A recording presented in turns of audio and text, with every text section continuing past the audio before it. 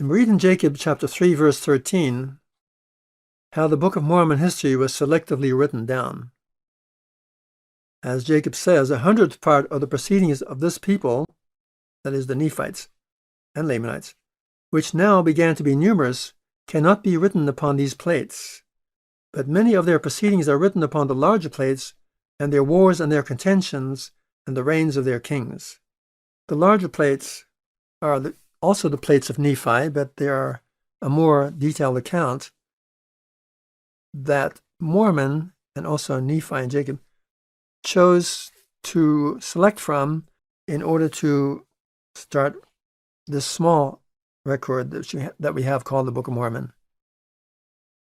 And so that is why they say that the 100th part of their proceedings could not be written. And imagine that, just less than 1% of their history on the large plates is written in our current Book of Mormon. So I ask, what are the criteria they use for excluding so much, including only those parts that we now have, which are also called the lesser portion in other parts of the Book of Mormon? All right, so we have to answer that, and the answer is Isaiah's criteria. That Isaiah also did that. He didn't record everything that was happening in his day, and not even close. He chose those events that he saw in vision from his day or soon thereafter would repeat themselves in the end time. As the rabbi told me, it can be read on two levels, Isaiah, and so can the Book of Mormon, their own day and the end time. There are many wars in the Book of Mormon, second half of Alma,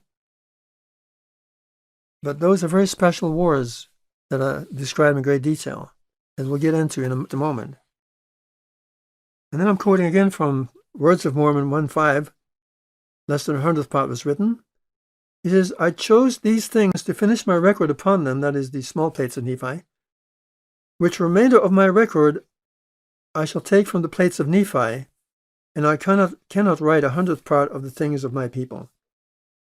So he finishes his record, Mormon finishes his record upon the small plates of Nephi, upon which Nephi and Jacob wrote personally, to finish his record, but he's taking it from the history that's on the large plates of Nephi, from the time of Lehi all the way to the end of Book of Mormon history. And then in Ether 15, verse 33, we read, the 100th part have I not written. So that's Moronite, speaking of the record of the Jaredites, or of the Book of Mormon. This idea of less than 100th part is mentioned 7 times in the Book of Mormon. So take note, because what we're going to discuss now is going to be really important, because ancient history serves as a type of the end time, especially when it's chosen selectively by Isaiah and Book of Mormon prophets from things they saw in vision that would repeat themselves in the end time. As we read in 3 Nephi 23, 1-3, which we read before, which is part of the manner of the Jews, right? Great are the words of Isaiah, for surely he spake touching all things, past, present, future, but particularly the past and the future.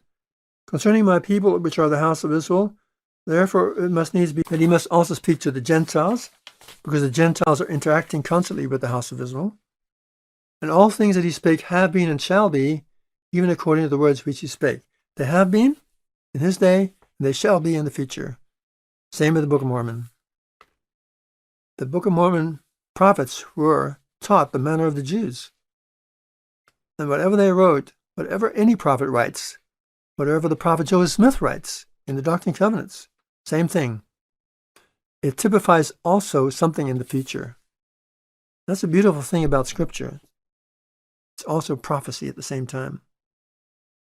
And then, of course, we read and have read in Ecclesiastes chapter 1, verse 9, how ancient history repeats itself. It's a typological worldview. It's not a logical worldview. The Hebrew worldview was typological.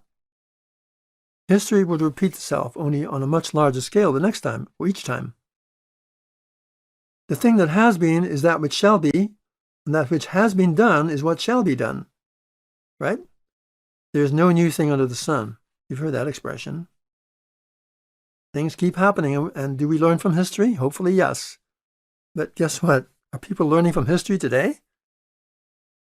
Look what's happening in the world. Have they learned from the First World War, the Second World War? Have they learned about socialism?